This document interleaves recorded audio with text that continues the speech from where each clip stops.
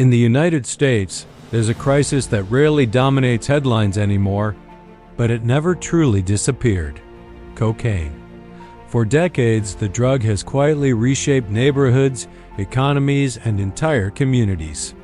Behind the glamour often associated with it in movies and music lies a far darker reality, one tied to addiction, organized crime, and a global trafficking network. Today, cocaine remains one of the most powerful and destructive illegal drugs in America, and the numbers tell a troubling story. Between 2019 and 2023, deaths involving cocaine rose dramatically, reaching nearly 29,449 deaths in a single year. To understand how cocaine is affecting the United States, we need to look deeper at the global supply chains, the economics, and the communities caught in the middle. Cocaine begins thousands of miles away from American cities. In the jungles of South America, farmers cultivate coca plants, small green leaves that, when processed chemically, become cocaine. From there, the drug begins a long and dangerous journey. Smugglers move it across oceans and borders using boats, aircraft, hidden compartments in trucks, and even semi-submersible vessels designed to evade radar. Authorities frequently intercept huge shipments.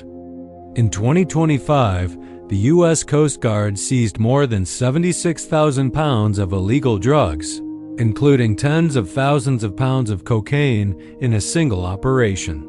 But seizures represent only a fraction of the total flow. The rest continues moving through an international trafficking network that generates billions of dollars every year. And the United States remains one of the largest markets. Cocaine isn't just a drug, it's an industry. And like any industry, it runs on supply and demand. Across the United States, millions struggle with substance use disorders. In fact, an estimated 40 million Americans were living with a substance use disorder in 2020, yet only a small percentage received treatment. This gap creates a cycle that fuels demand, and that demand fuels trafficking. The economic impact is enormous. Drug abuse in the United States costs the country hundreds of billions of dollars every year, through healthcare expenses, crime, lost productivity, and law enforcement efforts. But the economic costs only tell part of the story. Behind each statistic is a family, a community, and a life affected by addiction. The cocaine crisis has evolved dramatically over time. In the 1980s, crack cocaine devastated American cities, particularly low-income communities. Today, the landscape is different, but equally dangerous. Modern cocaine is often mixed with other substances, including synthetic drugs. One of the most concerning trends is the presence of fentanyl in cocaine supplies. Fentanyl is extremely potent, and when mixed with other drugs, it dramatically increases the risk of overdose. Health experts warn that many people who believe they are using cocaine may unknowingly consume far more dangerous substances. This shift has transformed cocaine from a stimulant drug into something far more unpredictable and deadly. Addiction rarely affects just one person.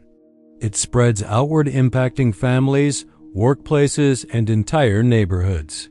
Communities struggling with drug addiction often face rising crime, economic instability, and strained healthcare systems. Emergency rooms treat overdoses. Police departments confront trafficking networks.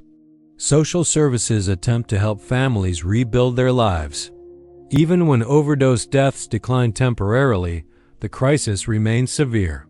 In 2024, the United States still recorded roughly 80,000 drug overdose deaths, making overdose one of the leading causes of death among young adults.